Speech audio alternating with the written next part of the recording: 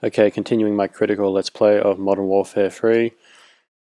So in the last episode, Soap and Yuri got to position over the meeting that Makarov is going to, the hopes to assassinate him.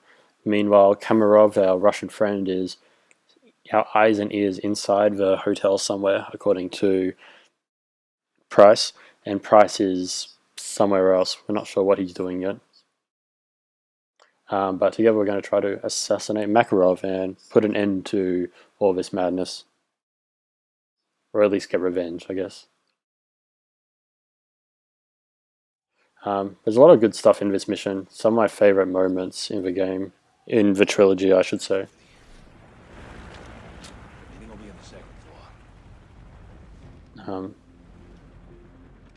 So looking over Square in Prague, we have our sniper rifle. The camera kind of moves into the scope to kind of show that we can't get out of the scope here. It's a lot like, again, the Chernobyl mission. They're stopping in front of the hotel. Do you see him? Aye, there's a bastard third vehicle. So we found him. I don't know why we're not shooting him yet. He's looking right at us. Easy. Just sit tight. I think we want to make sure we have a clear shot. I guess he's probably in bulletproof car. We probably don't want to take that risk. So we're going to wait till he's in the meeting on the second floor up there. Right, Kamarov, you're up. So now we're waiting for Kamarov to do his thing. Probably forgot. But he doesn't seem to be able to get in touch with us. Here. We move forward with the plan. But Price is determined to get Makarov, so who cares? Yuri, find Price in your scope. He's at the top of the So I'm being told to find Price. With the intent that I'm covering him, but mostly just so I as a player actually get to see what he's doing. So we wouldn't want the player to miss that. Kind of like the astronaut being told to look at the nuclear missile in Modern Warfare 2.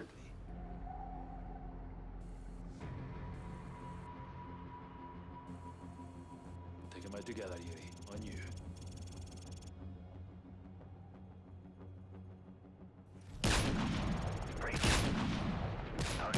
So this doesn't make a whole lot of sense this moment. I guess we assume he's already at the meeting and we're just gonna breach straight away. So I guess the point is really for Price to kill him rather than us, and we're just really his support. Which isn't what was said in the loading screen, but that seems to be more how this runs. What the hell? Price, who is that? Kamarov. And the elevator opens and Kamarov's in a chair. Ад ждет тебя. Price, get out of there! Yuri, my friend. You never should have come What the hell's he here. talking about? Get out! And it's a trap. We fall out of a massive building. Smash, smash, smash.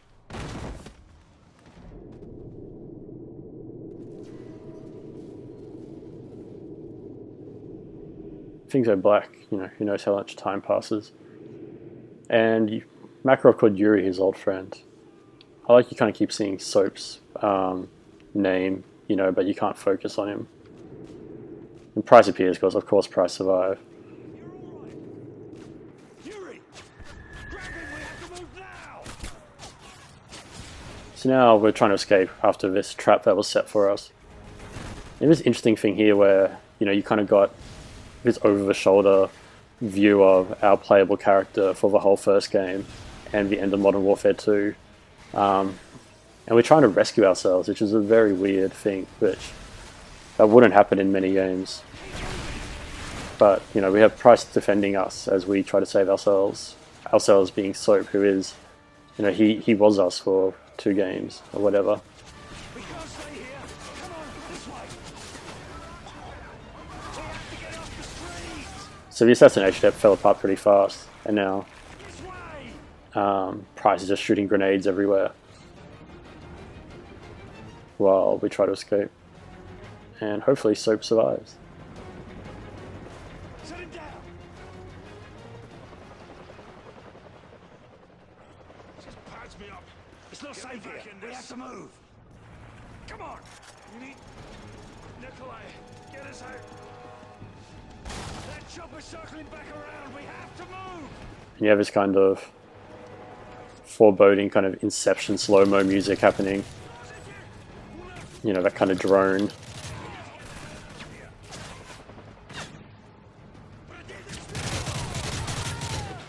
So Price is now, so now, like, you know, it didn't make me carry him for too long, just a little while to kind of almost literally rub my face into the fact that Soap, you know, our playable character for so long is pretty badly injured. Because even when you weren't controlling Soap, there was always that kind of knowledge that that was you for the whole first game. But, you know, he's an important character. He kind of stands in for us, really.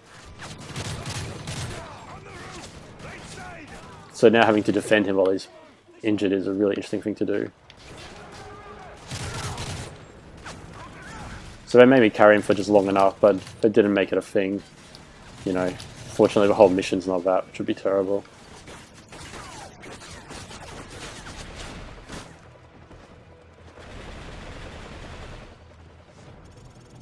He's bleeding everywhere.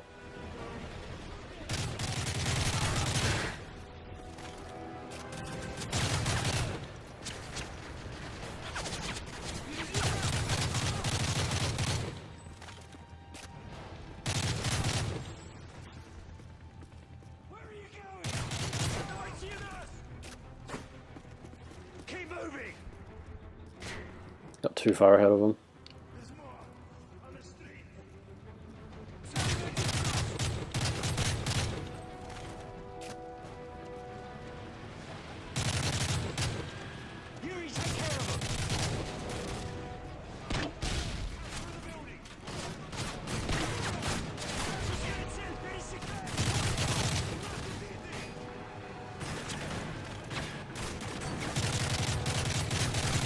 So we feel very numbered and outgunned. Like, Macro's clearly gotten the better of us here.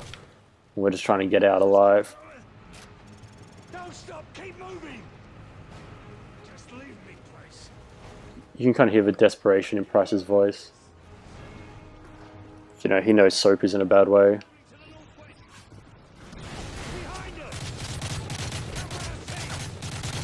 Something I haven't mentioned yet is how often sometimes I'll say, like, head to the northwest or something. And you really have to use that compass in the corner. First game did that a bit as well, so it'll just say go to the building in the northwest, but it won't have a symbol on it, so you just actually got to look at that compass. The games do that rather inconsistently. You know, so inconsistently when they say go to the northwest, you kind of have to try to remember where the compass is.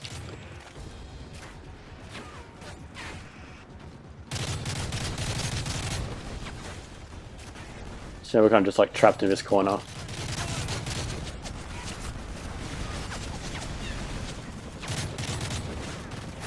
Oh look, we have some friends coming to help us. What are the chances?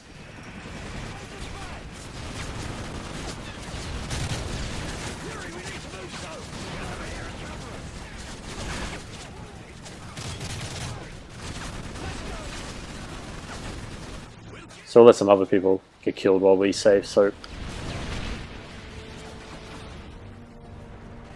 So it's kind of like how this game started, with Soap being terribly injured.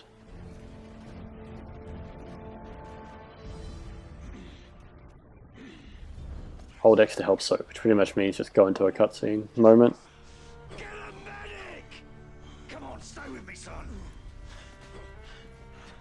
Price. Need to know. Makarov knows. Oh no, no! And then Soap's dead, which is not surprising. Like, out of all the characters I thought they would kill, I was expecting him to kill Soap since he had the honourable role of being a playable character at one point. I mean, you kind of have this symbolism of Price putting his gun back on Soap's body. So the gun that Price gave Soap to kill Zakayev and Soap gave back to Price when they rescued Price. So again, not really mentioned. And then of course suddenly lots of guns attack. And then for the first time in the games, you're told to open the door, not someone else opens it for you. And Price punches you in the face. And you roll down the stairs and you kind of have this dark silhouette of Price looking quite mad, coming down and pulling another pistol out. So why in blood And I love this moment. Makarov know you? So now Yuri talks over some flashbacks. And patriotic when I first. There's no subtitles, unfortunately. Yuri, wake up. I bet. Zakhaev wouldn't want you to miss this. So these great moments where we now like kind of sit through moments of a game we've already seen before, but from different perspectives. I really love when games do this. So that we have a deal in Chernobyl where Price tried to assassinate Zakhaev. You know, you saw.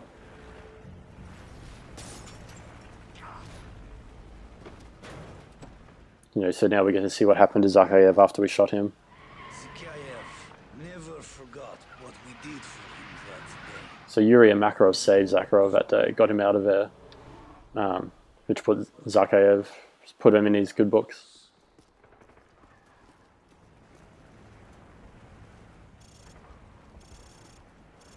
Today, we show the world our true strength. Perhaps it will give you some as well. Is everything ready? Do it.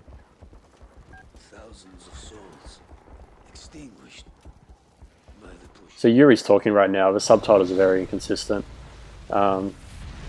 They pretty much just like lamenting thousands of people being killed. And Yuri, this is only the beginning.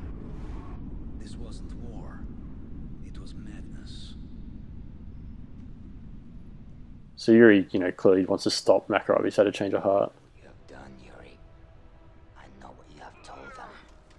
My friend, my ally, my betrayer. What happens here today will change the world forever. Nothing can stop this. Not even you.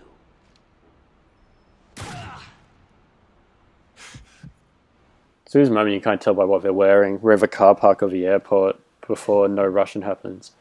And Yuri has clearly sold him out to try to stop it from happening. And that's probably how Shepard knew it would happen and could get Alan here.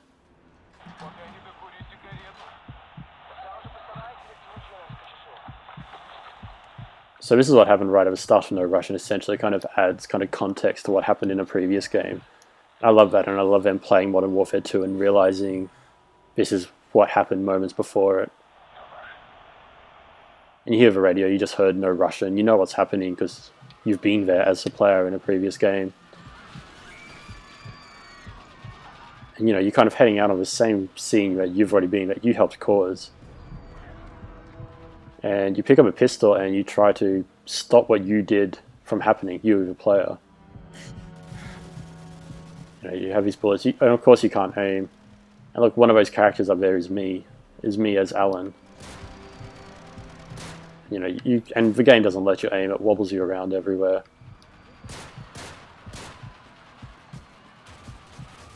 I was a soldier of Russia, not a taker of innocent lives.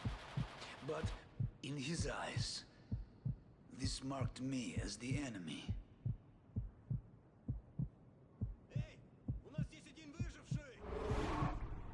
And then the police managed to save him after No Russian. Yourself some time. So I love those moments in games where you kind of go back to other games and look at things from a different perspective. Films do it quite well as well. And you see it especially in like the Half-Life games where like you see that security guard at the start of Half-Life 1 when you're on the train. And then you play Blue Shift and you play that security guard and you get to see where he went. Tower in Hereford, where the names of the dead are inscribed. And I love that, and I really just love those three kind of flashbacks to these major moments of a trilogy and looking at them from a different perspective and seeing, you know, what was happening to Makarov while that was going on. He killed Soap. He's gone, Mac. What do you need from me, son? A location. Our Russian says Makarov used to cache weapons at an old castle near Prague. He's got nothing more solid than that. Can you trust him? What choice do I have? He's got his own reasons for wanting Makarov dead. Place ring any bells? Aye. We ran drones over a suspect castle back in Zakhaev's day, but we never got wind of our targets visiting the area. What am I up against? The place is a fortress. So Volk ultimately didn't get us anything useful, Unless you've learned to fly. but now Yuri is telling us, well, maybe we can try this castle. Center north of that. Both were heavily guarded. If Makarov's there, he'll be in that control room. What's this you're sending me? Equipment list. That's a lot of hardware, John. What you plan on doing? What you taught me to do. Kill them all.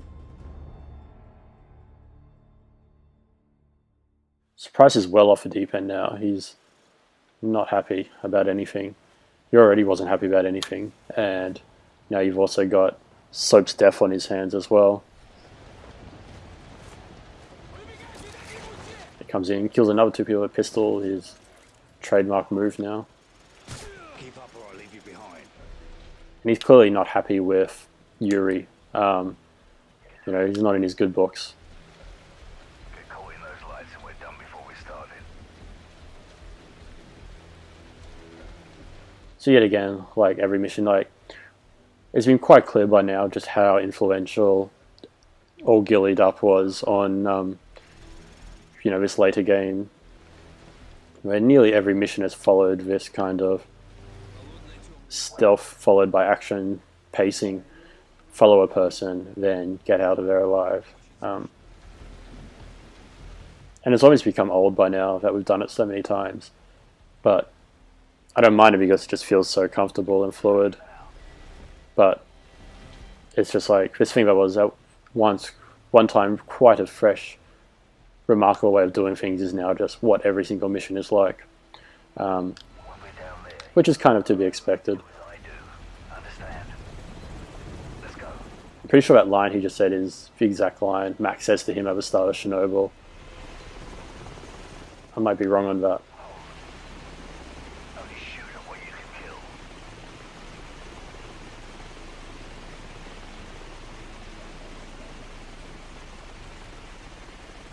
Go.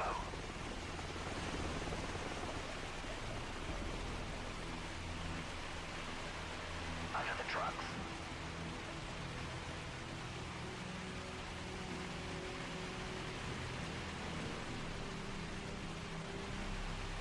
Wait. We'll plant C4 to cover our escape. We'll burn this place down if we have to.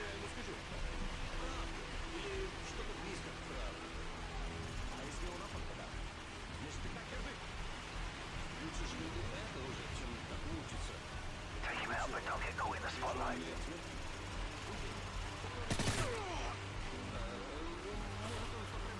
I like that kind of need for teamwork. You know, you need to kill him while the spotlight's far enough away for Price to get rid of him.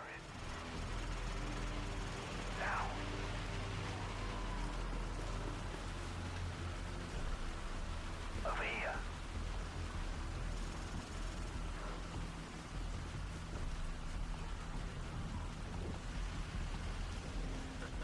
Пытаешься выглядеть занятым, Миша? Стоячок! Делать-то нечего. По крайней мере, некоторым хоть какое-то дело припало. Да уж я скорее со скуки подохну. Stop, don't move.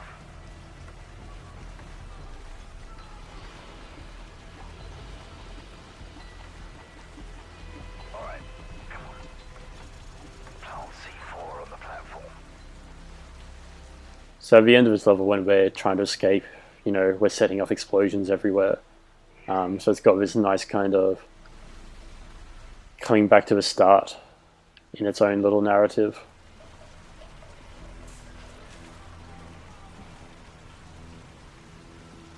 Clear, go.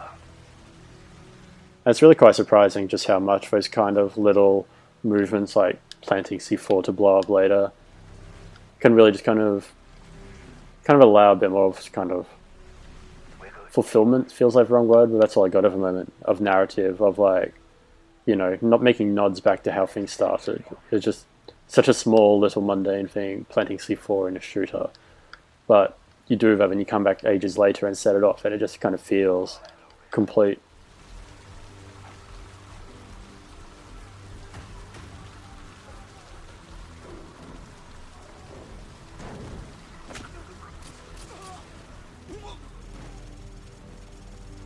Clear. They've got cameras outside the command. It almost feels like by this stage of the game, we're purely just here to be Price's cameraman, to just kind of watch him go off the rails, really, in a lot of ways.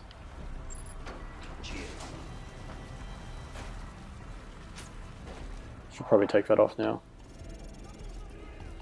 Night vision on. Oh, I just took that off. The lights. Ready? Weapons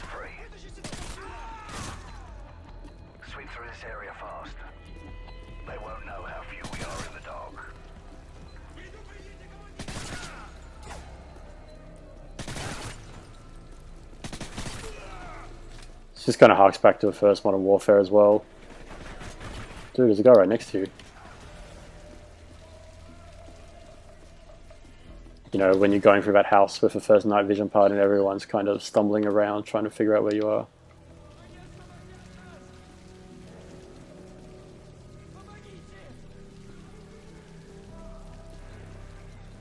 It really serves its purpose as a kind of concluding part of a series in that way.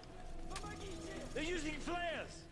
In a way it kind of constantly just draws attention to the previous games and kind of eulogizes it almost.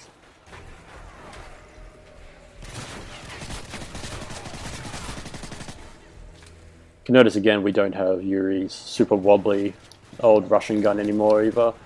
You know, we kind of did that for a couple of levels to get an idea of who he is, and now we can have an actual useful gun.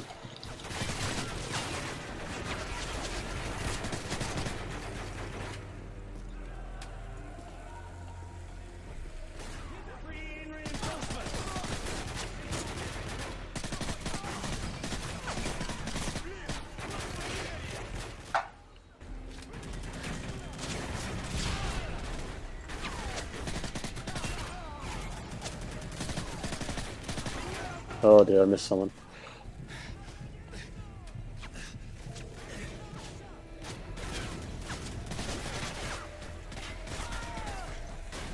Just waiting for my health to come back, then realised it was just for red flare.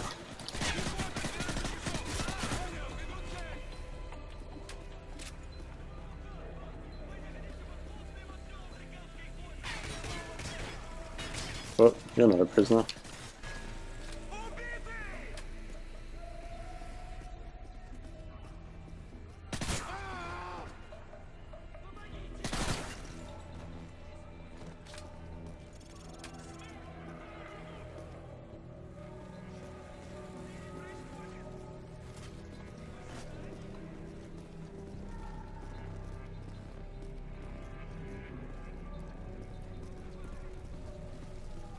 So this level very much, I think, kind of feels a bit filler as well, just this kind of random Russian castle level after all these kind of battlefield moments in Europe.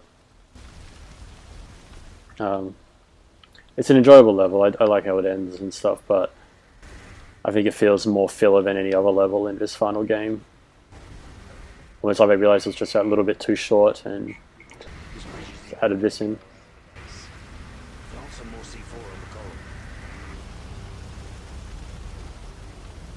So moving along a bridge now into the main castle. This whole thing looks like it's about to collapse. So take it slow. I think I just messed that up by running across it before it had a chance to lock me into the kind of shuffle walk.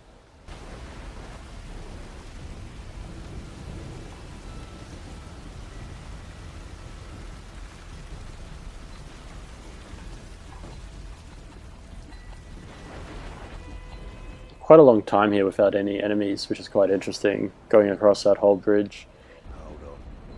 And then there's a kind of story moment before you encounter any more. The control center is just above us.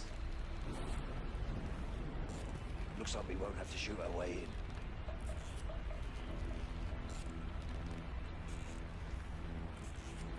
The thunder will hide the sound of the blast. Wait for my signal.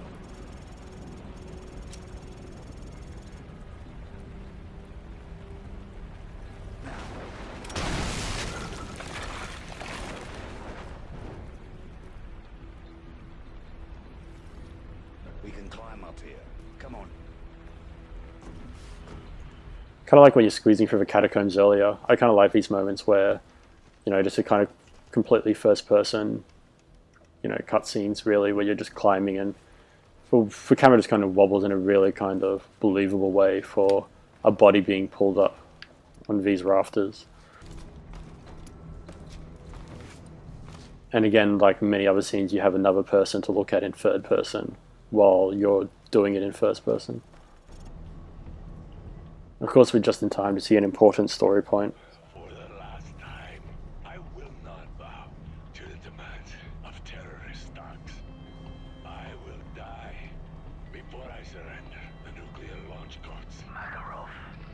So Makarov isn't here, but we're suddenly reminded that he kidnapped the Russian president back at the start of the game. Hopelessly out of step with the changing world. Sir, still no response from the security room. Will change. He was talking on the side about there's no response from the security room, which is clearly our fault. Alexei, has your intel been confirmed? Yes, sir. Our men are on the way to Berlin. Are you listening? The daughter is there. We will have her in a matter of hours. Keep me updated.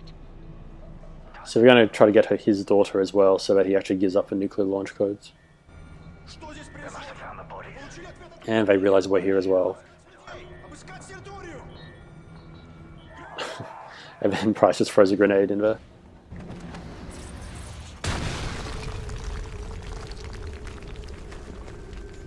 Oh yeah, we end up going through the floor into the kitchen and surprising everyone.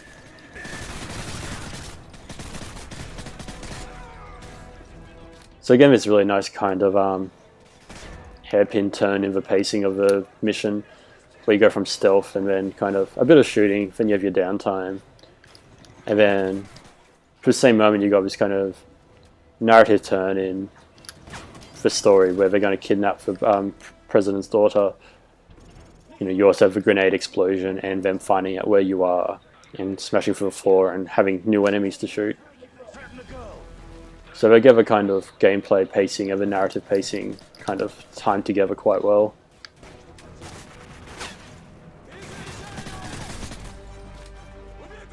So you're running through this within your head, the kind of drama of knowing you have to go, you know, save the world and the president's daughter and all that, while at the same time you're given more people to shoot and dramatic music.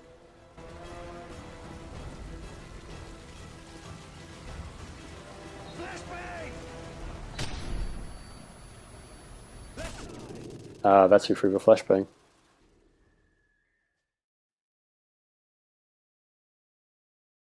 The daughter's in Berlin. Makarov has men on the way. I'll contact the American. Bashevsky will break if they threaten the girl. Captain Price, I won't let you down. So Price is getting the information to Nikolai to pass on to Sandman, so if we don't make it out of here at least, you know, hopefully they still manage to stop it.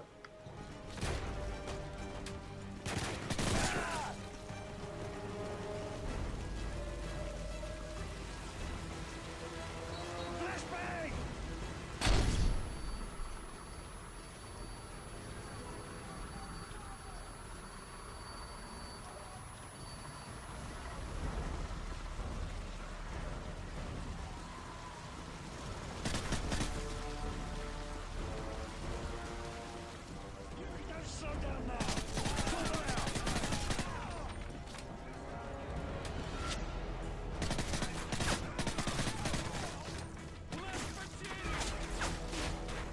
out. Running out of bullets.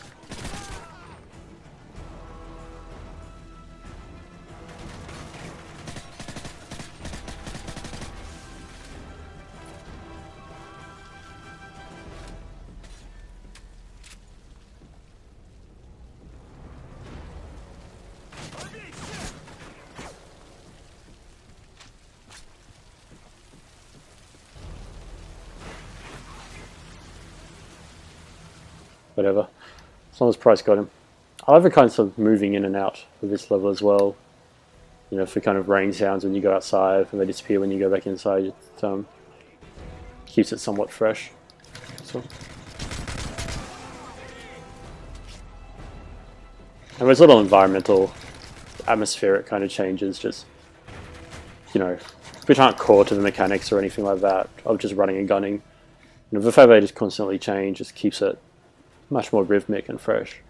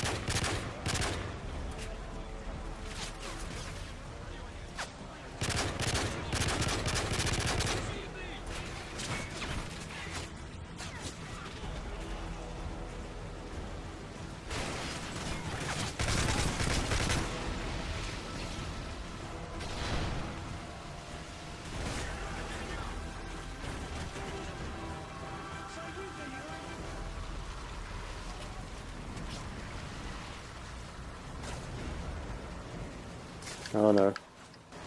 Said stay with me and I lost him. On me!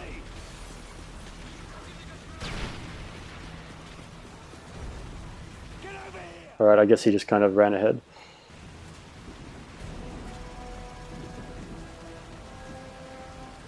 They're just in time. So now the C4 comes back into it. Like, there's the bridge we were crossing. And thankfully we're able to take out the support because we covered our tracks. Jump! Go!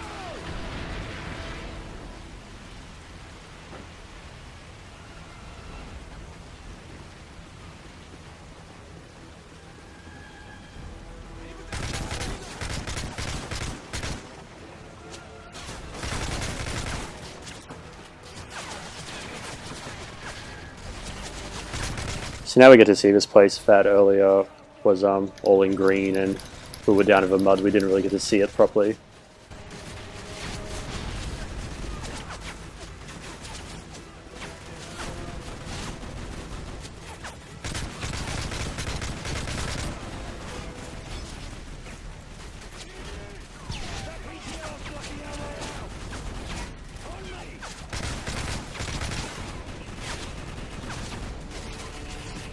Oh dear, I got stuck on a pole.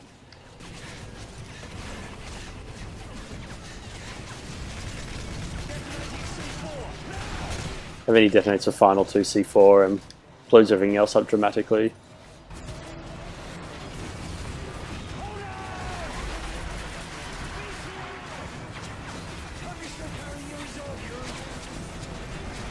And then he does, you know, Price goes mad and just leaps off the edge. And the way he goes is just that he hopes you still have your reserve on you. He clearly doesn't, you know, hold Yuri's life as the most important thing. Like, you're not Soap, you're not important to him, you're just a tool he's using to get closer to Makarov. So now we have to save the president's daughter in order to prevent Makarov getting access to all the nuclear warheads. If they find the girl, it's only a matter of time till he gives up the nuclear codes. Do we have her exact location? Triangulating now. ISA cell phone snipers just intercepted a call from her. Patching you through in 3, 2, 1. Alana Vershevsky? Кто это? American Special Forces, do you speak English? Yes, my security's dead. They're coming for me. Stay calm, we're en route to you now. Where are you exactly? Closet, 5th floor suite. Which side? I don't know. There's a building across the road. A sign on the roof says Riesdorf. Please, hurry. Okay, put the phone down and don't move. We'll come to you. Athena is still with us. Weapons tight, and don't throw any shots. So we're reaching the end of all of this. We still haven't found Makarov. Soap's dead. President's still kidnapped, so it's still a lot to kind of wrap up. But there's not a whole lot of missions. I said it all wraps up quite nicely and quickly from this point forward. But we'll continue with this mission in the next episode. We'll leave it there for now. Cheers.